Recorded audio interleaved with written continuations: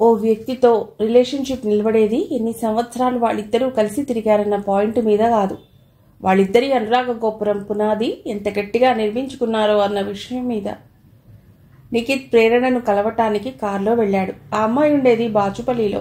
Outer ring road మీద కొంత దూరం వెళ్లి ఎగ్జిట్ ఫైల్ దగ్గర కిందకు దిగాడు. సింహపురి కాలనీలో మై స్పేస్ గేటెడ్ కమ్యూనిటీలో ఉంటుంది. 4-5 సార్లు ఫోన్ చేసినా ప్రేరణ దగ్గర నుండి రెస్పాన్స్ లేదు. యుఎస్, కెనడాలో ఆమె దగ్గరి బంధువులు ఉన్నారు. అప్పుడప్పుడు షార్ట్ ట్రిప్స్ అక్కడికి వేస్తూ ఉంటుంది.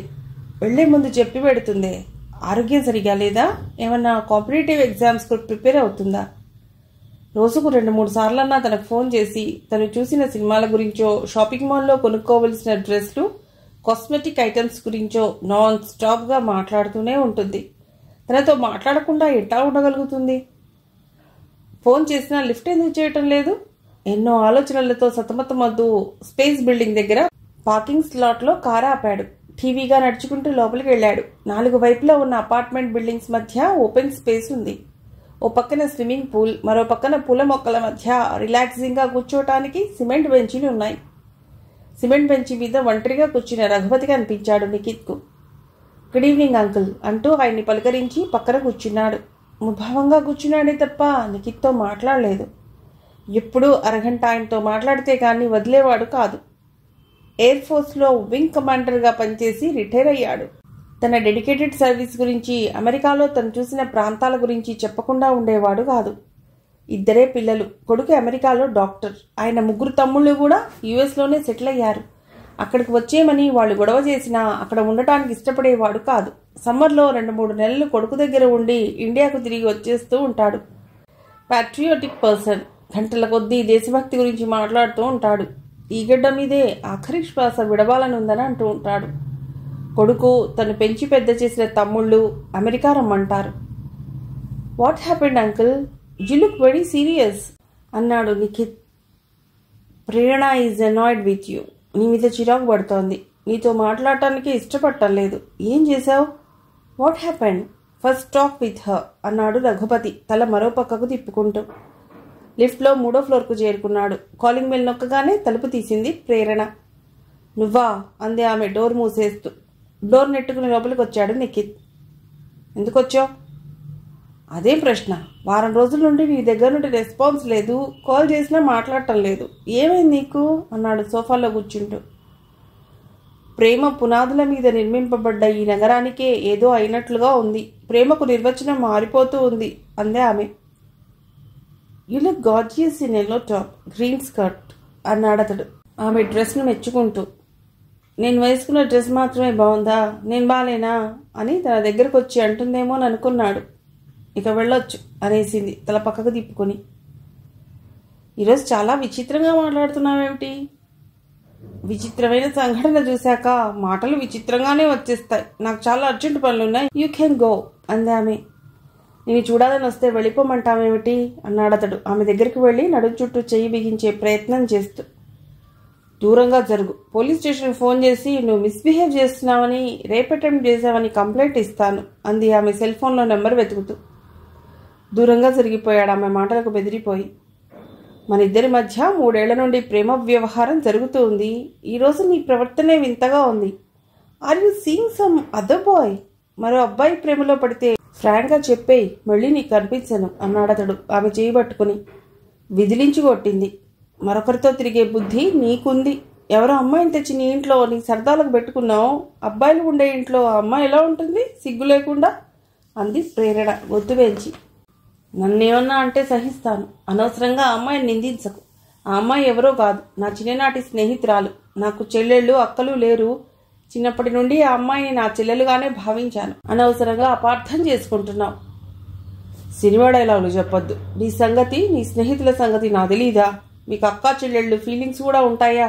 Get out from here. Get out from my apartment. Don't meet me again కోపంగా అనేసింది. You stupid. చెప్పినా అర్థం చేసుకోవు. మాకు అక్కా చెల్లెళ్ళనే ఫీలింగ్స్ లేవా? కనిపించిన ప్రతి ఆడపిల్ల చుట్టూ చొంగగార్చుకుంటూ తిరిగే వెధవలు అనుకుంటున్నావా? I'm deeply hurt with your words. నీ మాటలతో చిత్రవధ చేశావు. ఇక చాలు. నీ చుట్టూ తిరగటం నాది బుద్ధి తక్కువ. బాధపడుతూ అపార్ట్మెంట్ నుండి బయటకు వచ్చేశాడు నిఖిత్. లిఫ్ట్ కోసం ఆగకుండా మెట్లు దిగి కిందికి వచ్చాడు. కొంచెం కోపం తగ్గింది. ఎవరినో పక్కన కూర్చోబెట్టుకుని ఉక్రేనియన్ వార్ గురించి ఇంగ్లీష్లో లెక్చర్ దంచుతున్నాడు రఘుపతి.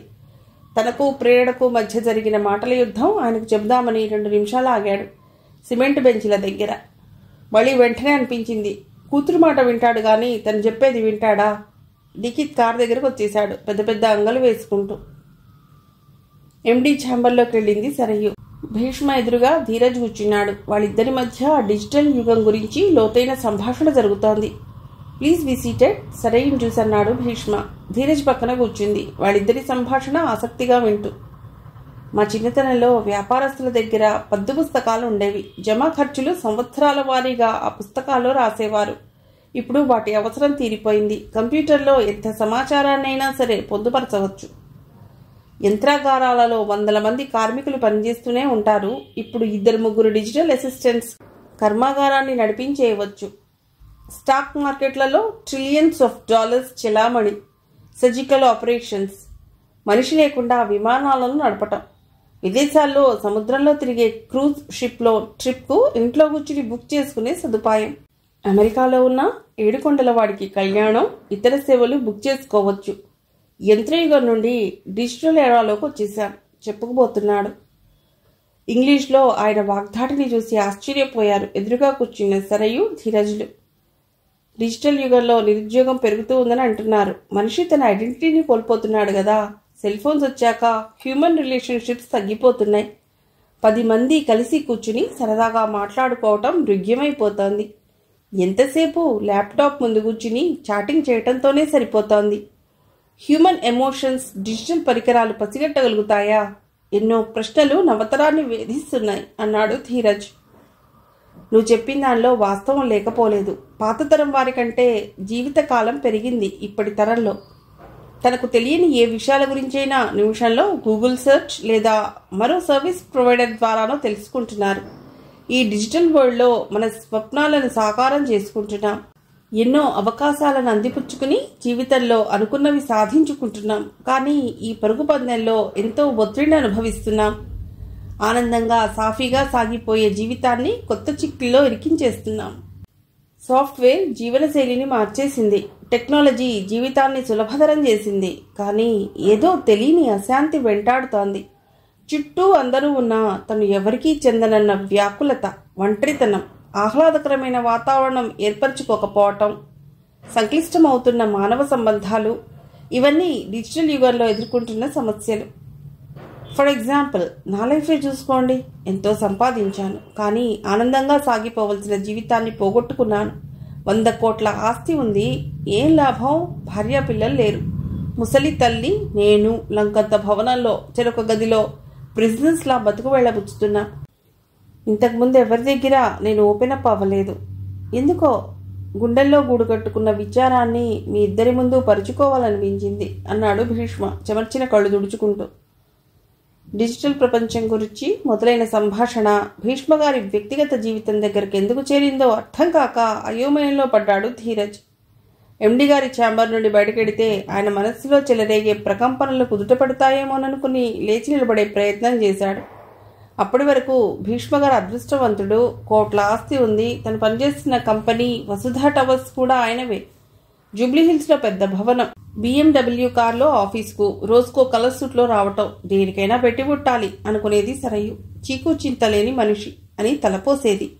అదేమిటి, ఆయన కూడా ఏదో కొరతలో బాధపడుతున్నాడని తెలిసి నివిడాశ్చర్యంలో మునిగిపోయింది. జాలిపడింది.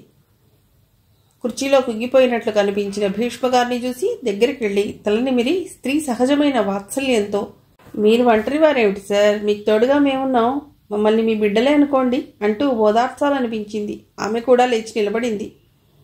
ప్లీజ్ కూర్చోండి, మీరిద్దరూ ఎదురుగా కూర్చుంటే నాకెందుకో మనసులో తేలిగ్గా ఉంటుంది అన్నాడు భీష్మ. స్టెనోకు ఫోన్ చేసి ఛాంబర్లోకి కాఫీ పంపించమని చెప్పాడు.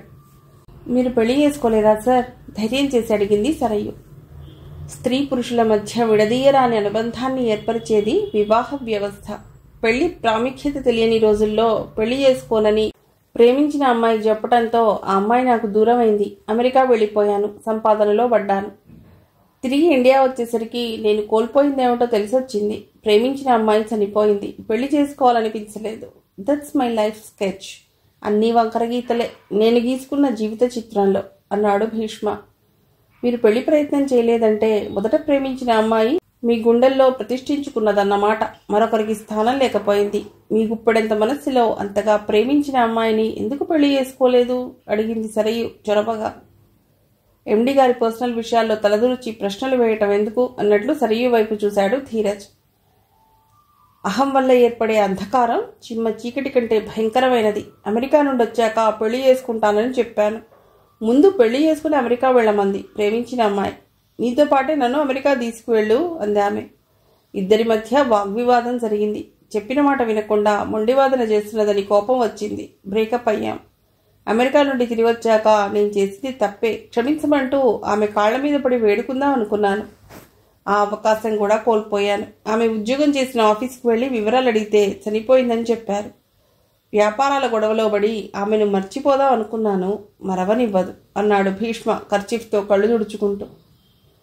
సారీ సార్, మీ పాత జ్ఞాపకాలు రేపాం అంది సరయు. ఇట్స్ ఆల్ రైట్ అన్నాడు భీష్మ.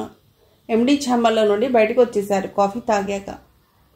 ఎంతటి సన్నిహిత స్నేహితురాలైనా ఒక్కోసారి కొత్త వ్యక్తిగానే భావిస్తూ పరిచయం చేసుకోవాల్సి ఉంటుందేమో. లాలిత్య బాగా దగ్గరైంది సరయుకు. ఆఫీస్లో రోజు ఇద్దరూ కలిసే లంచ్ చేస్తారు. అప్పుడప్పుడు కలిసి మూవీకి వెడుతుంటారు. ఎప్పుడు నవ్వుతూ మాట్లాడుతుంటుంది లాలిత్య. నీ పెదాల మీద చిరునవ్వు ఎప్పుడూ చెరిగిపోదు సరయు. అందరినీ పలుకరిస్తూ ఉంటావు.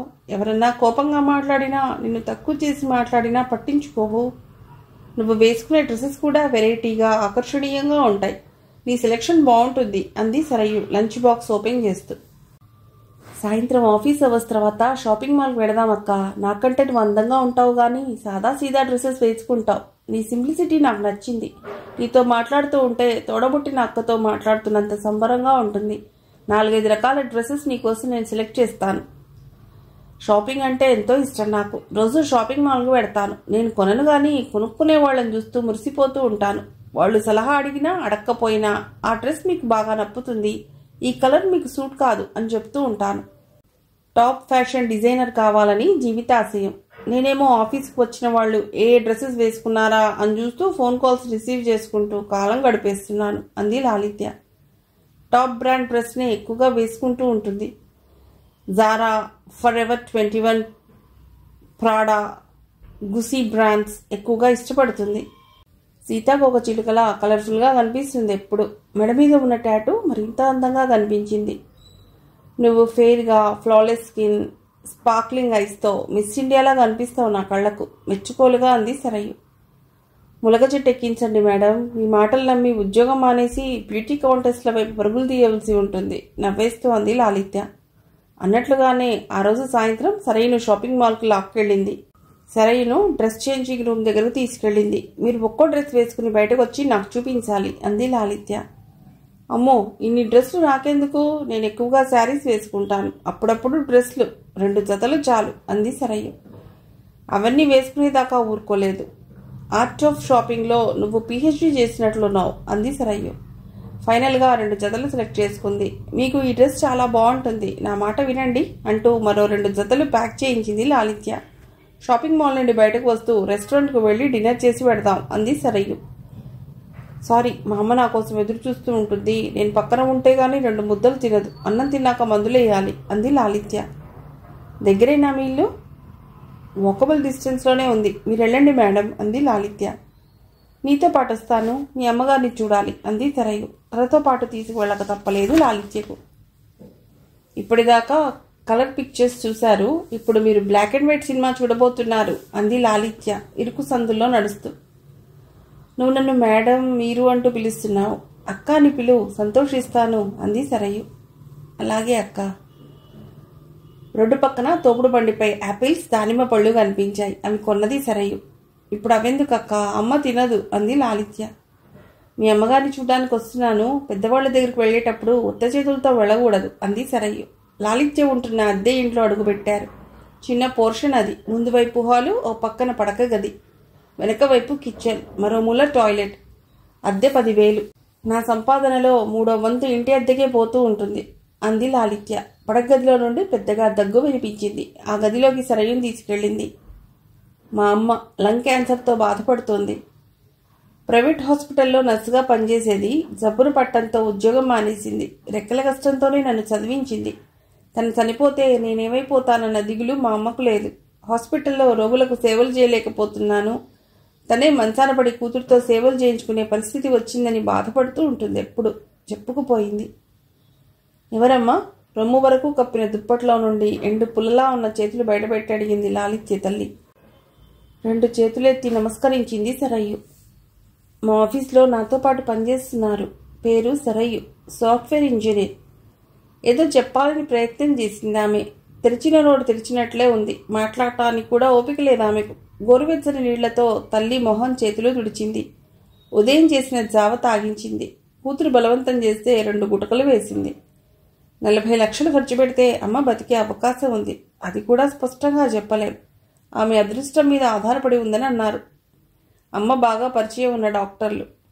నా అకౌంట్లో 40,000 ఉన్నాయి. ఎలాగైనా అమ్మను బతికించుకోవాలన్న ఆలోచన విరమించుకుని కష్టాలన్నీ గుండె పొరల్లో అదిమివేసి నవ్వుతూ మీ అందరి మధ్య బతుకుతున్నాను అంది లాలిత్య. మీ నాన్న లేరా? అడిగింది సరయ్య. మా నాన్నకు కష్టపడి బతకడం అలవాట్లేదు. నాయనమ్మ, తాత పొలం పనులకు వెళ్ళి కష్టపడి సంపాదించింది మా నాన్న చేతుల్లో ఉంచేవాళ్ళు వెర్రి ప్రేమతో. వాళ్ళిద్దరూ చనిపోయేంత వరకు వాళ్ల కష్టం మీద బతికాడు. ఆ తర్వాత మా అమ్మను పెళ్లి చేసుకుని ఆమె జీతం డబ్బుల మీద బతికాడు. ఆ తర్వాత నాకు ఉద్యోగం వచ్చాక నా జీతం డబ్బుల్లో సగం కావాలని గొడవ చేశాడు. ఇతరుల కష్టం మీద బతికే నీది ఓ బతికేనా అని ఓ రోజు కోపంగా అనేశాను. ఇంట్లోంచి వెళ్ళిపోయాడు. కూరగాయలు అమ్ముకునే అమ్మాయి గుడిసెలో చేరాడు. ఆ అమ్మాయి పోషించినంతకాలం అక్కడుంటాడు. తన్ని తగలేస్తే మరో అమాయకపు కష్టజీవి ఇంట్లో చేరతాడు మాయమాటలు చెప్పి. మంచి రూపం ఉంది. మాటలతో ఇట్టే ఆడవాళ్ళని బుట్టలో వేసుకుంటాడు. అది మా నాన్న సంగతి అంది లాలిత్య తేలిగ్గా నవ్వేస్తూ. అక్కడి నుంచి ఆటోలో ఇంటికి తిరిగి వచ్చేసింది సరయ్యు బరువెక్కిన హృదయంతో. రోజులు గడుస్తున్న కొద్దీ కమలమ్మ గారితో అనుబంధం మరింత గట్టిపడుతూ ఉంది. ఇదిగో అమ్మాయి, నిన్నే ఇలారా అని మేడపై నుండి ఇంటి ముందు పూల మొక్కల దగ్గర సరయ్యు కనిపించినప్పుడల్లా పిలుస్తూ ఉంటుంది కమలమ్మ. పెరుగులో నానబెట్టిన గారె తెచ్చి ఇస్తుంది ఆమె సరయ్యుకు. మీ చేత్తో ఏది పెట్టినా అమృతమే అత్తయ్య. మొదట్లో ఆంటీ అనేది కానీ తర్వాత అత్తయ్య అన్న పిలిపే బాగుందనిపించింది. పరస్పరం మమతానురాగాలు ఉంటే ఏ పేరు పెట్టి పిలుచుకున్నా బాగానే ఉంటుంది. నువ్వెప్పుడు కనిపిస్తావా అని ఎప్పుడు ఆ బాల్కనీలో తారట్లాడుతూనే ఉంటుంది మా అమ్మ. నేను పిలిచినా పట్టించుకోదు అన్నాడు ధీరజ్. అతడి మాటల్లో అతిశయోక్తి ఏమీ లేదనిపించింది. వీలు దొరికినప్పుడల్లా వాళ్ళిద్దరూ రైతు బజార్ దాకా నడుచుకుంటూ వెళ్ళి ఫ్రెష్గా ఉండే కూరలు తెచ్చుకుంటారు. ఆ సమయంలో ఎన్నో విషయాలు వాళ్ళిద్దరి మధ్య చర్చలోకి వస్తాయి. మీ ముగ్గురి ఫ్రెండ్స్కు పెళ్లిళ్లు చేసుకునే ఆలోచన ఉందా? బ్రహ్మచారులాగానే మిగిలిపోతారా? పెళ్లి చేసుకుంటే వాళ్లలో పూర్తిగా మార్పు వస్తుందని అనుకుంటూ ఉంటాను అంది కమలమ్మ. ముగ్గురు తెలివైన వాళ్లే. మంచితనం ఉంది. అసభ్యంగా మాట్లాడరు. ఆడవాళ్లపై గౌరవం ఉంది. నిఖిత్ ఓ అమ్మాయిని ప్రేమిస్తున్నాడు. ప్రస్తుతానికి పెళ్లి ఆలోచన లేకపోయినా ఆ అమ్మాయి తన దారిలోకి తెచ్చుకుని నిఖిత్ చేత 3 ముళ్ళు వేయించుకుంటుంది. ఆకాష్ నచ్చిన అమ్మాయి తటస్థపడలేదని అంటుంటాడు. వర్షిత్ లావుగా ఉన్నాను, నన్నెవరు ఇష్టపడతారు అని అంటూ ఉంటాడు. పెళ్లికి ముందు కన్నతల్లి, పెళ్ళయ్యాక భార్య జీవితకాలం తోడు నీడగా ఉంటారు. మనసులు కలిస్తే లావు, పొడుగు, పొట్టి, ముక్కు వంకర అనేవే అడ్డురావు. ఏదో ఒక రోజు అతడంటే ఇష్టపడే అమ్మాయి అతడి చేయి పట్టుకుని 7 అడుగులు వేయిస్తుంది. ఆ రోజు తప్పకుండా వస్తుంది అంది కమలమ్మ.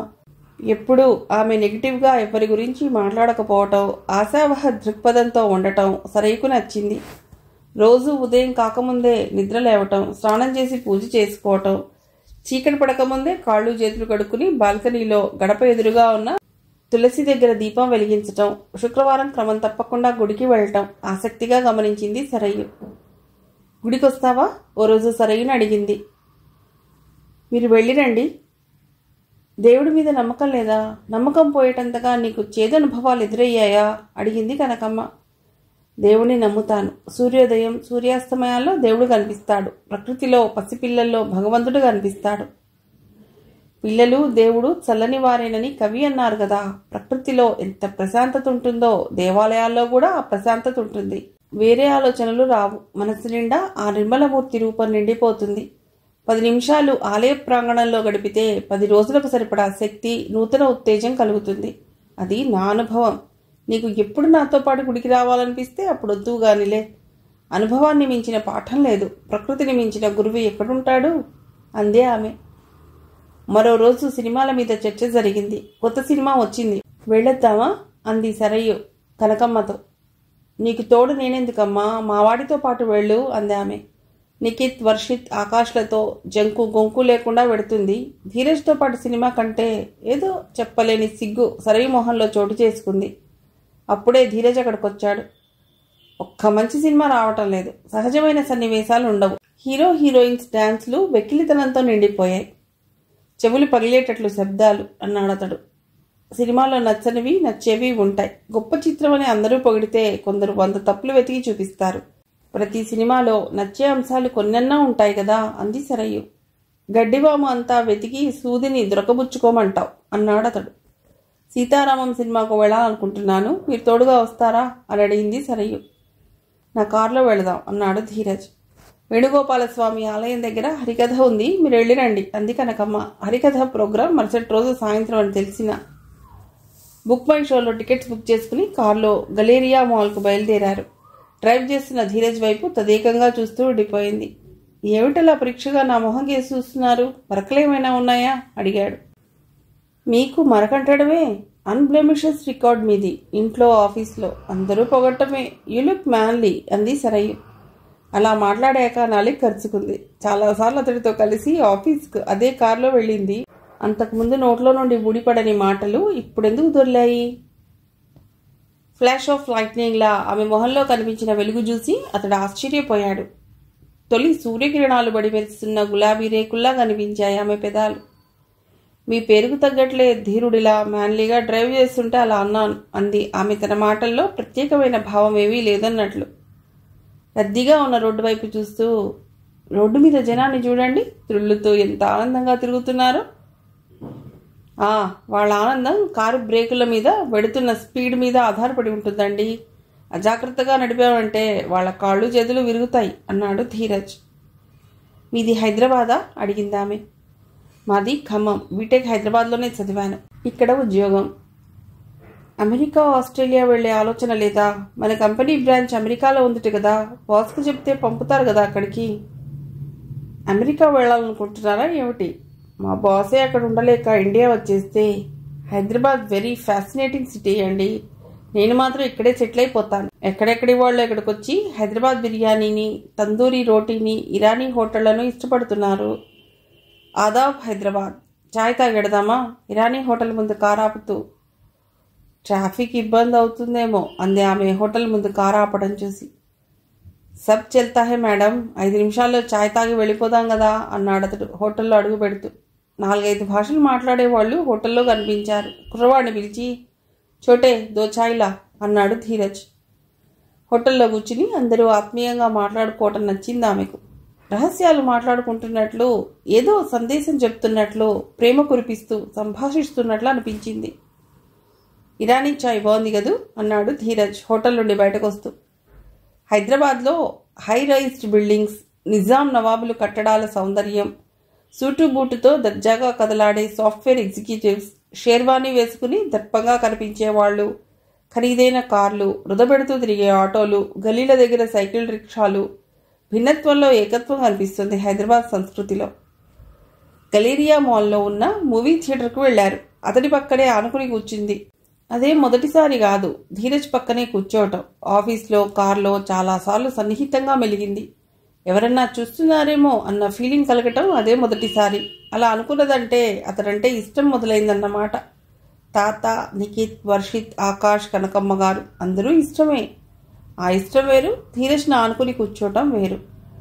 100 వసంతాల సౌందర్య శోభ తనలో మొదటిసారి ముడుచుకోవటం మొదలుపెట్టినట్లు అనిపించింది. మనసైన వానిపై ఎదనిండా ప్రేమలేఖలు పరుచుకోవటం ప్రారంభమైంది.